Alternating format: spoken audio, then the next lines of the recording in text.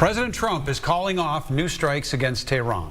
The president says that allies have reached parameters of a deal to end the war, but as Trey Yingst reports, questions about how long the pause in fighting will actually last remain.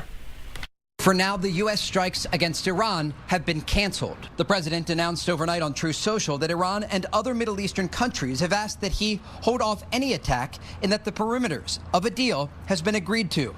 This would include the immediate, complete, and total opening of the Hormuz Strait and an end to Iran's nuclear threat. Reports indicate that assurances were made by Iran's foreign minister, one of the country's top negotiators.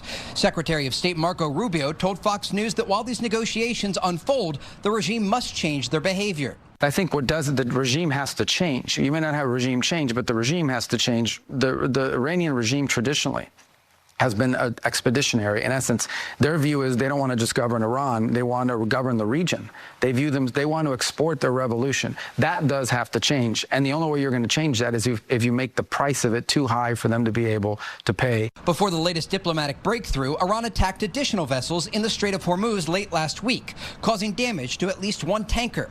The Iranians also launched fresh drone attacks at Kuwait. At a cabinet meeting at Camp David on Friday, the president described his displeasure with the way the Iranians have negotiated while continuing destabilizing activity. I'm losing faith in them because they do lie and they do misrepresent. Well, the other day, the 5 missiles were shot. We knocked them down, but we were in the midst of a negotiation. I mean, I'm waiting for Steve to call me. How's the negotiation going?